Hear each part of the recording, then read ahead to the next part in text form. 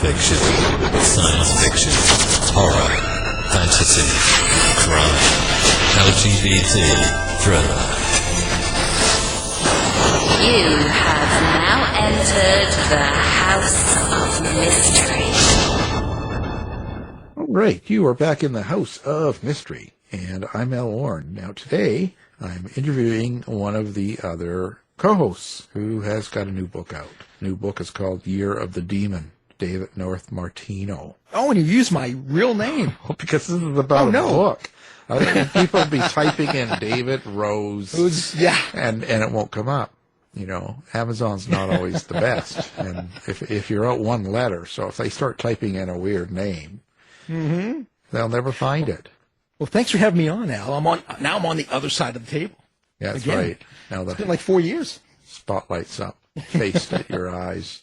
Will tell the truth. Tell the truth. Sign the paper. Yeah, that's it. Yeah, sign your release now. Sign you it. did it. You did it. So listen, Year of the Demon. So is it true? Is it like what was it Matt Scott said? It's like that from working with Elle for a year? Like what's that? Oh, I get it. Oh, yes, I remember saying that. Yeah, you posted it. Yeah, I forgot about that. What's this? Was this the last year of working with Elle? Is this, how rude. No, it's right. It's been a pleasure, Al. Yeah, that's right. Been a pleasure. I noticed you didn't deny it. You just It's been I think it's been 4 years. Oh, it has been. So it's not 4 years of the demon. Yeah. Well, It's a year of the demon. maybe one particular year it worse, or maybe it's the best of version. You know, greatest hits. Well, what's funny is that the title actually comes from I was part of a martial art organization called the Bujinkan. It's Budo Taijutsu, which is kind of like Japanese jujitsu, like weaponry, stuff like that, and the ninja stuff. But ninja stuff is a little bit controversial. But they have like 9 different schools of martial arts, and one school is known as the Kuki Shinden, or the Kuki Shinden Yu, or Kuki Shinyu. It's known as like it was like the 9 demon god school. You know, or the 9 demon school was known as sometimes. It's kind of a misnomer. The kanji was changed or something like that. I'm not really a martial arts historian, because this school of fighting and martial military arts was very painful to train in. We would focus on that art, like each different system we would focus on, each year would be a different theme, because that system is very painful and uses what's known as kyusho, which is like attacks to nerves and muscles and bone strikes, stuff like that. People began to call it the year that we focused on that, the Year of the Demon. And I'm like, that is a great title. And because this is kind of a martial art thriller with some light supernatural aspects, some supernatural mythology, Asian mythology, kind of a horror thriller, and that includes martial arts. I thought this would be a great name for the book. Well, and you said that was at Bujinkan? Bujinkan. Oh, okay, yeah. Which I did for like 11 years. Did after I did Taekwondo. There? Yes. Yeah. I can't say it I can't think of the actual title. Budokan. Yeah. Yeah. Chip, that too. And that was before after I did Taekwondo, and now I'm doing Jeet Kune Do and Kali, the Filipino martial art. Going back to Kali. I've infused and confused. No, yeah. I've infused my martial arts training into the novel. Well, they say write what you know, right? And exactly. If you know it, then it's reality. Yeah. And you're making it it makes it a better story usually. Now, they said a lot of the martial arts have a connection to a religion, right? Or a myth or mythology or something, right? There's always some sort of. And so that's kind of, is that tie into this? There's some of that in this. An esoteric form of Buddhism known as Mikyo Buddhism, that can be found in these arts. And within the Bujinkan itself, and a lot of times the other offshoots, because there are offshoots, other groups, that have kind of splintered off from that group. And so you have that. You have Miko Buddhism. You also have, like from my Taekwondo background, Taekwondo tends to focus on Taoism and reading the Tao. What I did was I brought in this idea of the tengu demon and the oni demon. Like the tengu demon, there are different types of tengu demon. In this, they are crow demons. And I've created kind of a human hybrid where there are people who can transform into tengu demons. So in some ways, this could even be considered a very dark urban fantasy because it takes place in an urban environment with mythological creatures in secret that who exist. So there you go. I mean, yeah, like you're nuts, Dave. Yeah, you're absolutely crazy. Yeah. So let's talk about the premise of the story and your main character. Your main character is Vance Palladian. Or Palladian. I tend to language it Palladian. I originally wanted to call him. I was thinking of Lance, right, as like Sir Lancelot. There's a character by the name of Vanth, a Dreadstar, that was created by Jim Starlin, and I liked the name Vanth, so I took Vanth and mixed it with Lance, like Sir Lancelot, and came up and decided to go with Vance many years ago. And then Paladin or Palladian came from Paladin, and I wanted to do something where this guy was a very noble type martial artist, and have him kind of pulled into a world of crime and see what he would do in that type of a situation. So that's where Vance Palladian came about. And it just kind of organically came up that he's a martial arts teacher, he's teaching children, and the children can't pronounce Palladian, kind of like him. Yeah. I don't know. I might be pronouncing it incorrectly. No, I was just thinking of Paladin because I watch old shows. Yeah. Well, that is kind of an inspiration as well. And the Paladin from the Have Gun Will Travel. Yeah, because this is in some ways this is a modern day Western, like a lot of stories like this, and that's what. The kids couldn't really pronounce his name, so they call him Paladin. That's become kind of his nickname and kind of emblematic, I guess, of who he has been. His wife has passed on. He's going through a very difficult time.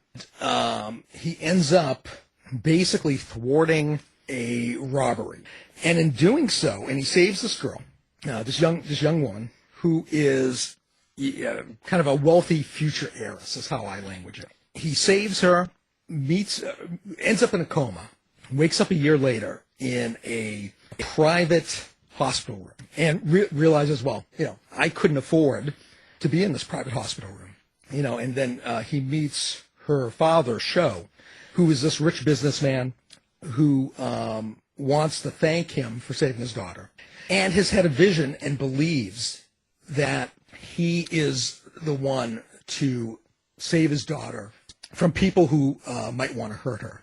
And so he hires her, brings him on as a bodyguard. He reluctantly comes on as bodyguard and finds himself in a world of, corruption and vice and deception and all sorts of things. And then he has to find his way out.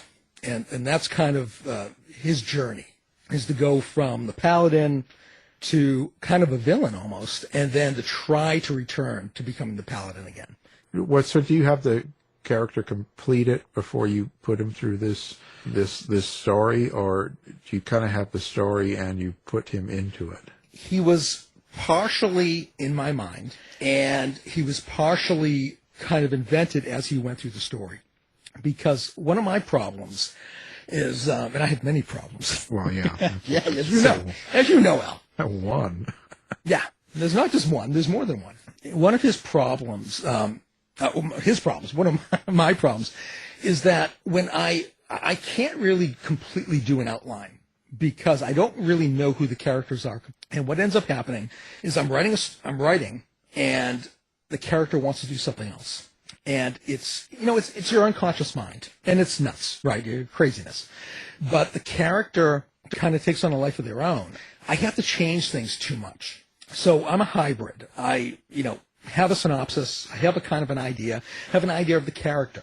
But what I have to do is I have to kind of sit behind them, so to speak, in the scene and see what they're going to do. And as that's happening, it kind of organically, the character kind of organically stacks up and becomes who they are. And what happens is, I throw in, of course, see, Vance is taller than I am, of course, because I'm only 5'3", and he's probably at least 5'7".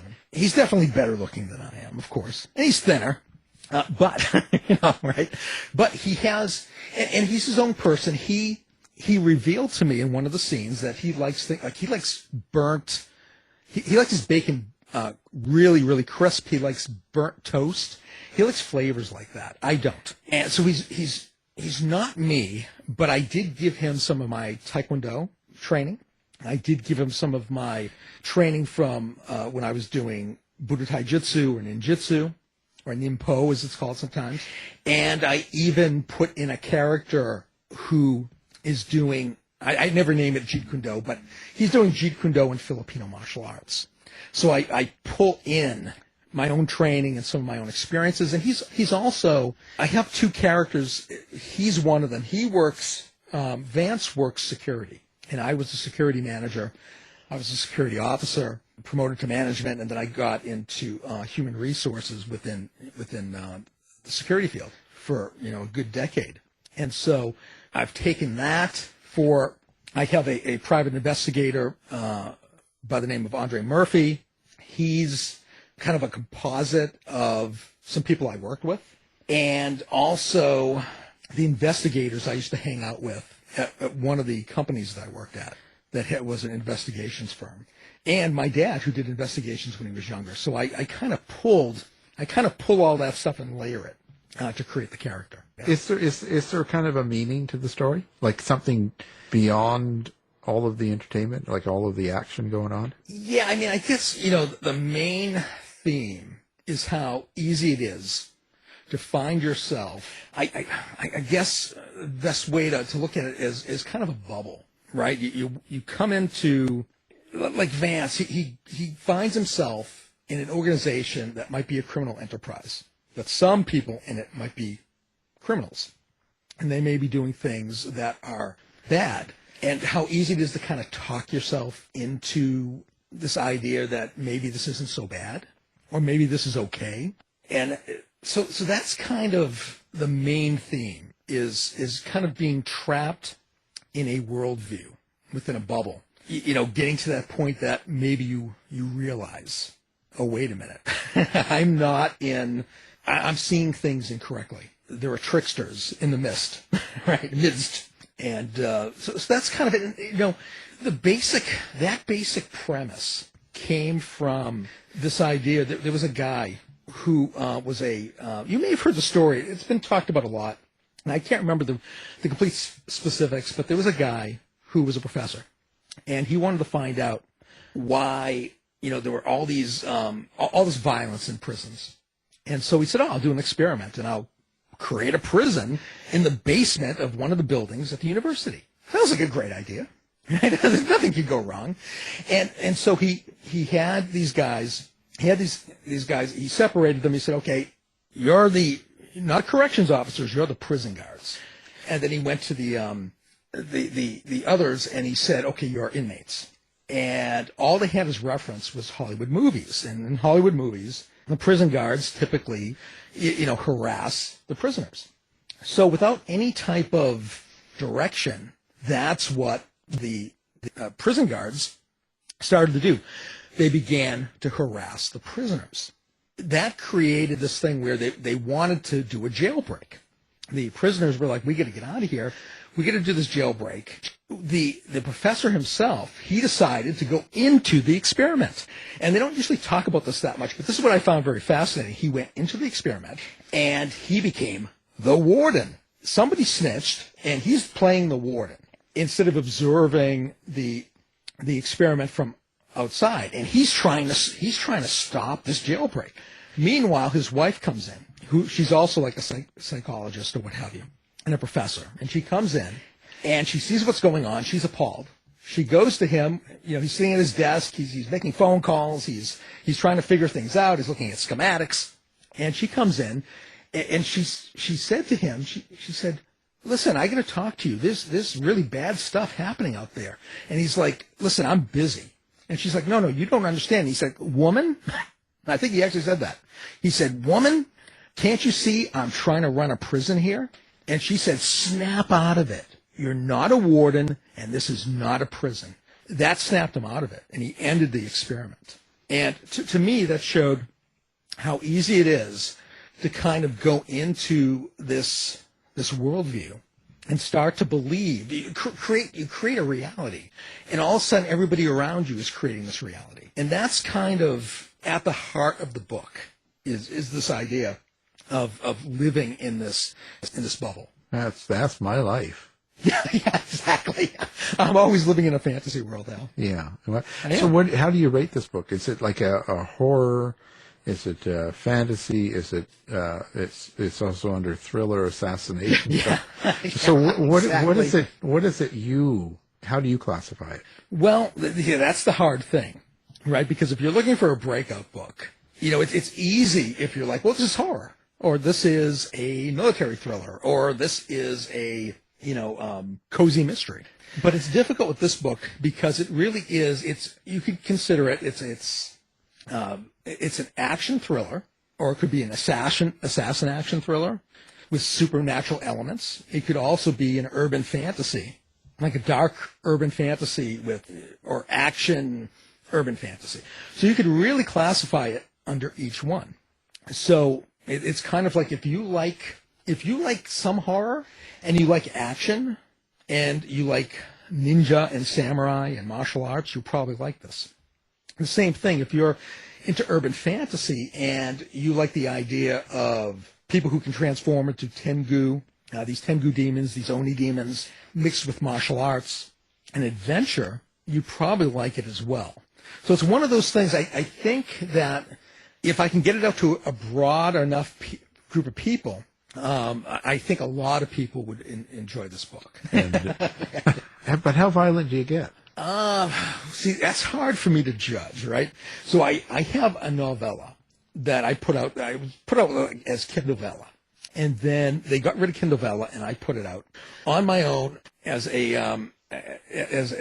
on Amazon Kindle, and I made a book. And it's short. It's like 30,000 words or what have you. My wife has always, done my first line editing, and she always gives me her thoughts on things. And she has edited me into print every time that I've, that's how I got into Crossword Press. She did all the edits, and but for this one, when she looked at Blade of the Vagabond, which is definitely, so that could be considered like a heroic fantasy or an epic fantasy.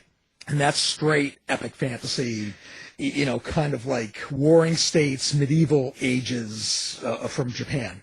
And, again, with ninja and samurai. I promise I'm going to, the next book isn't going to have ninja and samurai. But what she said when she was going through that book, she said, she told me it was kind of gory. And I'm like, it is? But I think it's because, to me, I didn't feel like I wrote. See, I've read a lot of back in the 80s, like splatterpunk and extreme horror, and that's very graphic and visceral. These books aren't, but they are somewhat violent. There are breaking of limbs, smashing of faces, cutting off of hands, but it's not really explained in a way that's extremely graphic. But it depends on you. When my wife reads some of this stuff, she sees it as gory, but I don't really describe it. So it's her imagination. It's her fault. Yeah. It's her fault that she said, right? It's all in her mind. Yeah. So, yeah, so it's a violent thriller, not as violent as when I originally wrote it. I did tone it down a bit. Oh, I softened it. Wow. I softened it over a period of time and changed things, because it was originally going to just be a martial arts action thriller, and I thought better of it, and I felt like the mythology would work better if I made it literal instead of having people running around with demon masks on, which sounds a little silly. Right? When you talk about it out loud, people running around with demon masks in modern day. And maybe it was, but I changed it, and so now they literally can transform. Al has no idea how to process any of this. He's like, well, the thing is with fantasy, you're putting the martial arts, you're putting a lot of your own reality into it, but there's a fantasy. In a way, I guess it's modern day America is the time zone and place for this book, right? yes. Right. So, Matter of fact, it takes place in Providence, Rhode Island, between Providence and Newport, Rhode Island. Got the idea from Barry Eisler from his John Rain series. He made Tokyo kind of a noir-ish city, and I did that with Providence. I thought that was kind of a cool idea. And then I have the Newport Bridge, which bridges us to Shoto Morimoto, who is the old rich guy, who's the father of Jade, who's our main female protagonist, or maybe she's an antagonist. I have them go over that bridge, and it's kind of like going in between worlds, right? You go from the noirish Providence over the bridge into the idyllic seaport town of Newport, and so it's like two different worlds. Kind of like traveling back and forth from the real world to Oz, so to speak.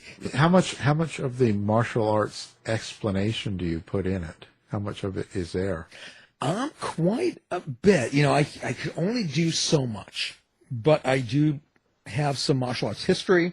I do show some techniques, and I show Vance, because Vance is a traditional Taekwondo, or I did Taekwondo Mudokwan, or it was called Tungsudo.